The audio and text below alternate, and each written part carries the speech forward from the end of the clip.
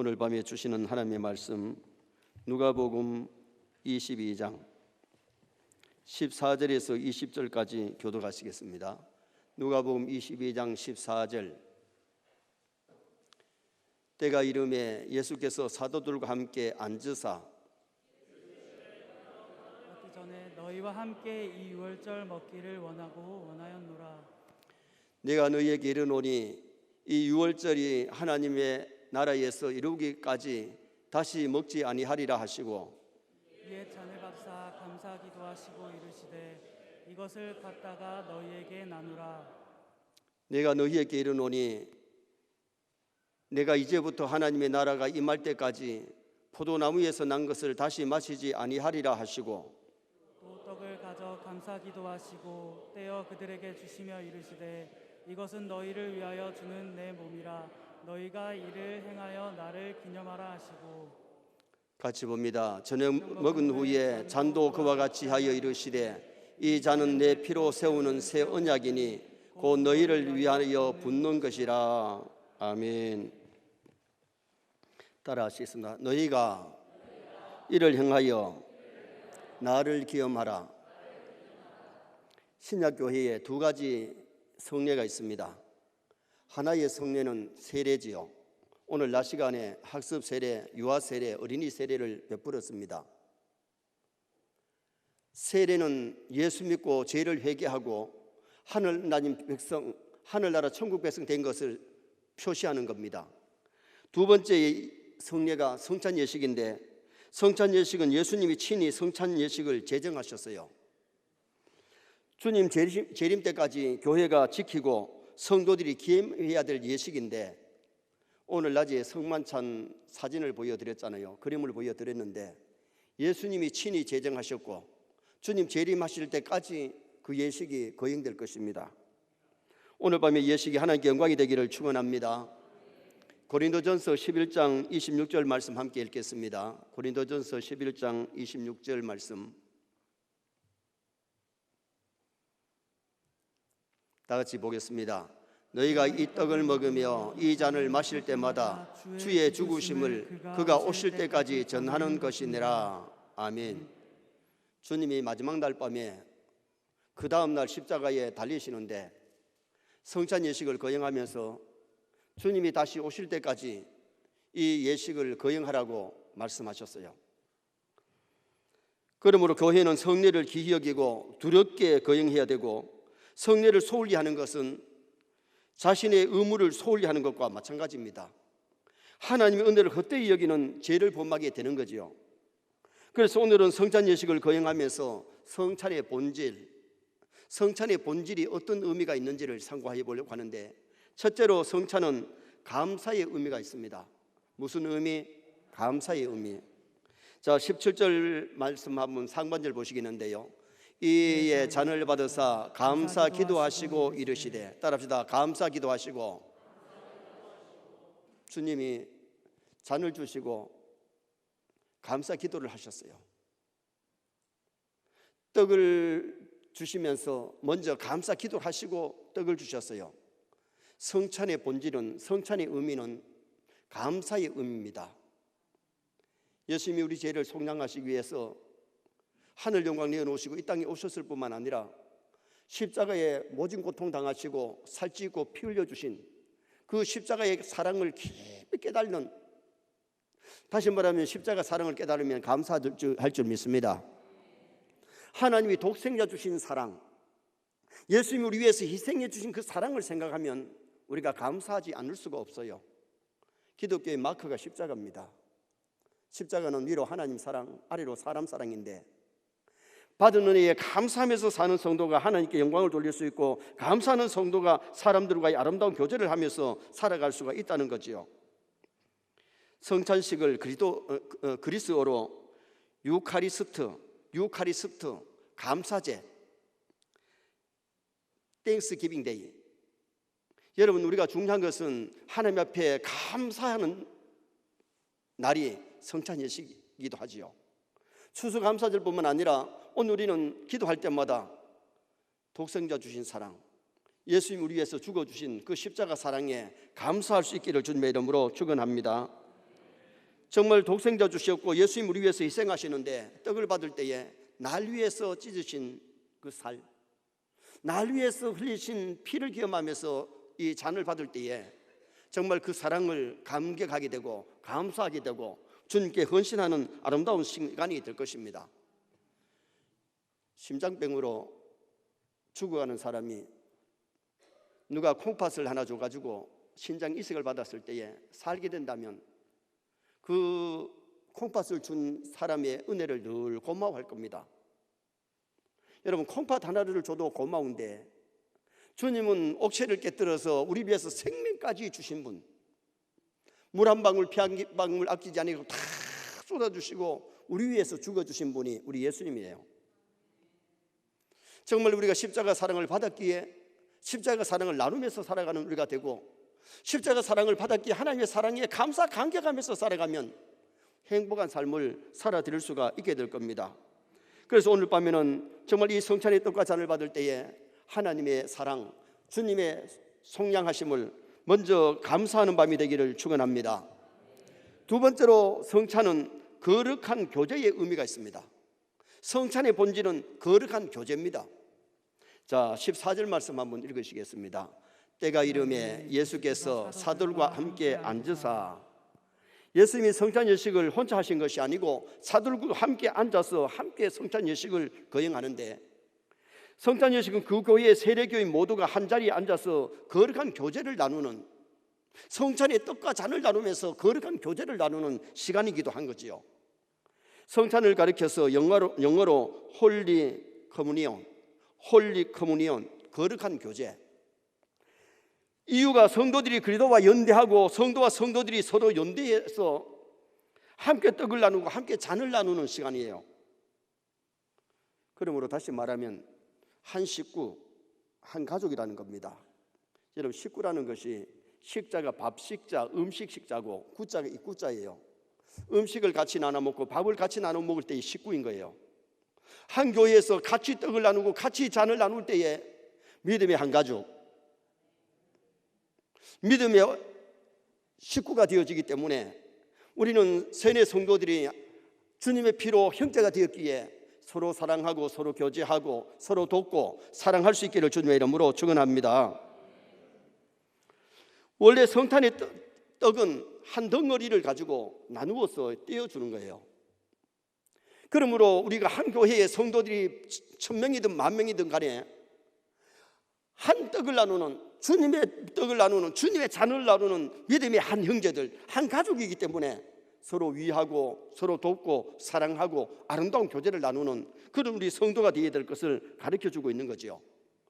오늘 낮에도 우리가 생각했습니다마는 사도행전 2장 42절 말씀 다시 한번 읽으시겠습니다.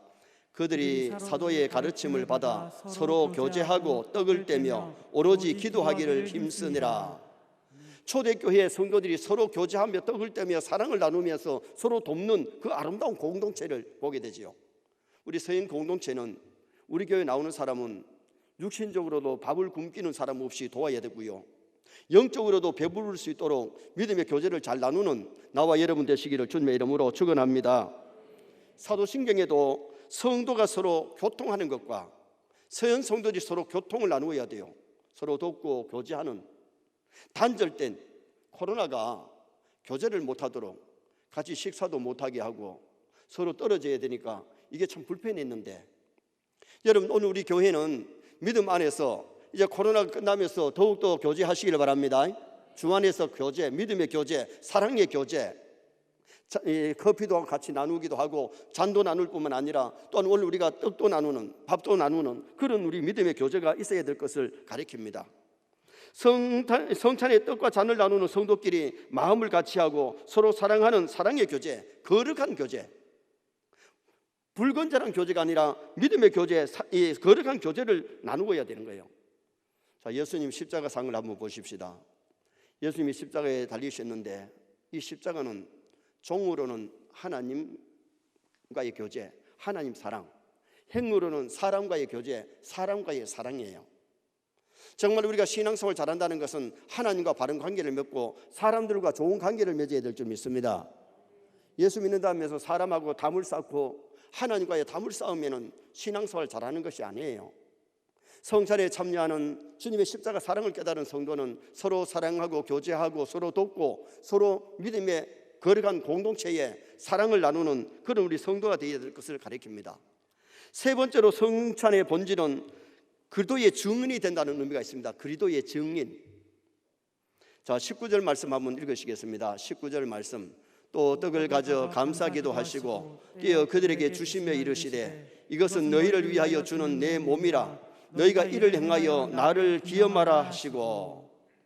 주님은 성찬 예식 때에 주님의 죽으심을 기념하라, 주님의 죽으심을 기억하면서 주님의 십자가의 사랑을 증인되는, 전하는 그런 우리 성도가 되어야 될 것을 성경이 우리에게 가르쳐 줍니다. 고린도전서 11장 26절 말씀 너무 중요하기 때문에 다시 한번 읽으시겠는데요. 너희가 이 떡을 먹으며 이 잔을 마실 때마다 주의 죽으심을 그가 오실 때까지 전하는 것이니라. 여러분, 우리가 십자가의 사랑을 늘 기억할 뿐만 아니라 이 십자가의 사랑을 전할 수 있는 증인이 되는 그런 삶을 살아야 될 것을 말씀하고 있어요. 가톨릭 교회는 성찬을 미사라고 부릅니다. 미사는 라틴어인데 예배를 드릴 때에 맨 마지막에 순서로 보낸다, 파송한다. 이제 예배를 드리고 세상에 나가서 증인이 되고 세상에 나가서 믿지 않은 사람들에게 전하는 그런 자가 되라고 이 천주교에서는 예배라는 용어보다가 미사라는 용어를 쓰고 예배를 드릴 때마다 성찬에 떡을 주는 거예요. 우리 개신교회도 처음에는 매주 성찬의 떡과 잔을 받았지만은 너무 형식적이 되다 보니까 1년에 2번 합니다. 전반기, 후반기. 그러나 제가 논문을 쓴 논문에는 예배에 대해서 논문을 쓰면서 분기별로 했으면 좋겠다. 봄에 한 번, 여름에 한 번, 가을에 한 번, 겨울에 한 번 그래서 놨습니다. 아니면 매달에 한 번 해도 괜찮은 겁니다. 오늘 우리가 중요한 것은 정말 주님이 우리 위해서 죽어주신 이 놀라운 사랑을 기억할 뿐만 아니라 이 복음을 증언할 증거가 될 수 있는 증인이 되시기를 주님의 이름으로 축원합니다. 그래서 바울 사도는 이 점을 중히 여기면서 주의 죽으심을 오실 때까지 전하는 것이라. 주의 죽으심을 오실 때까지, 주님 재림하실 때까지, 주님 재림하실 때까지 지상교회는 존재합니다. 주님 재림하시면 이 세상은 끝이 나고 새하늘 새 땅이 전개됩니다.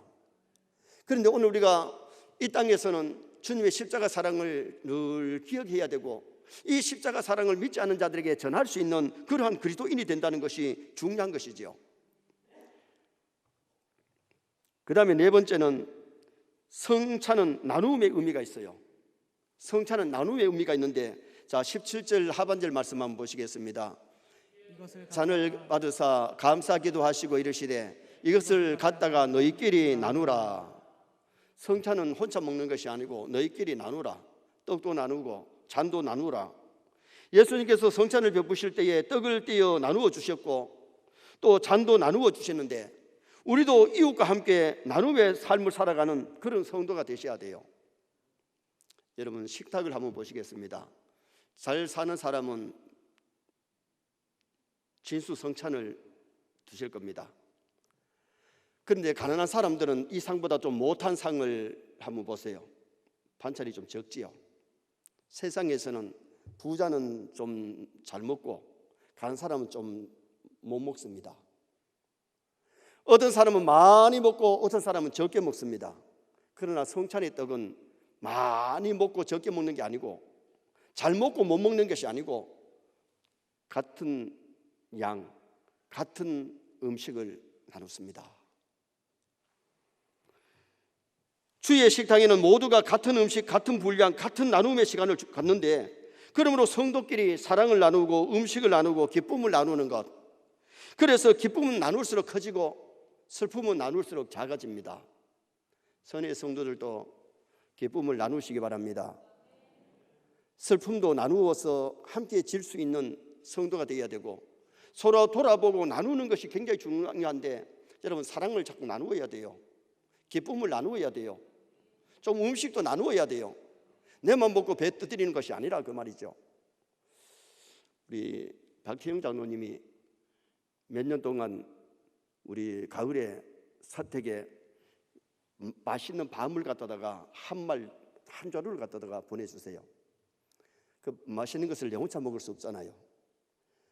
원래도 우리 교역자들, 우리 교회 직원들 나누니까 10개를 나누니까 그래도 우리 집에는 배로 뒀어요. 우리 부격자들보다는. 그런데 맛있는 것도 나누면 기쁘잖아요. 해마다 우리 장로님이 진짜 그 맛있는 밤을 보내주시는데 너무 고맙고요.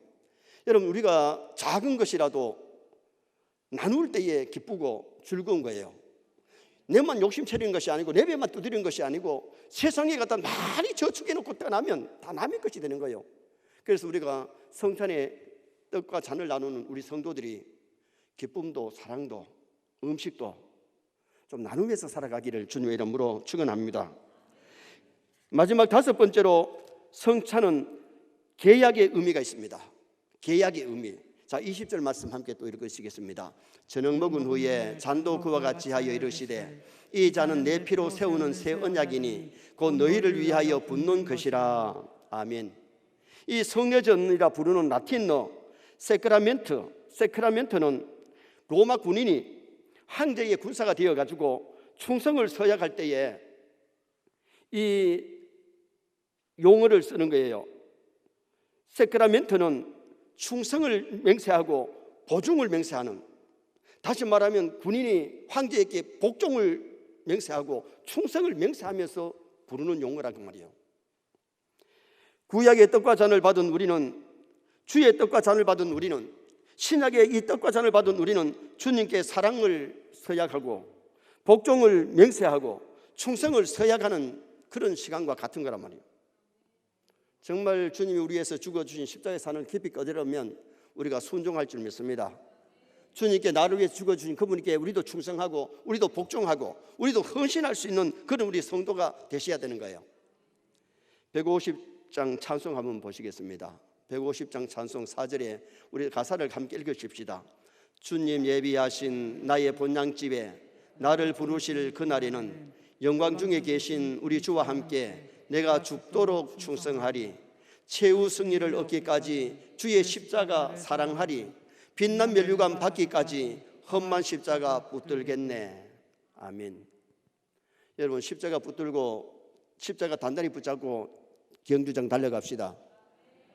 하늘에 상 받는 그날까지 충성을 맹세하고 순종하고 복종하고 헌신해서 이 십자가 사랑을 깨달으면 우리도 십자가를 지게 되고 충성하게 되고 헌신하게 되고 봉사하는 성도가 될 수 있는 겁니다.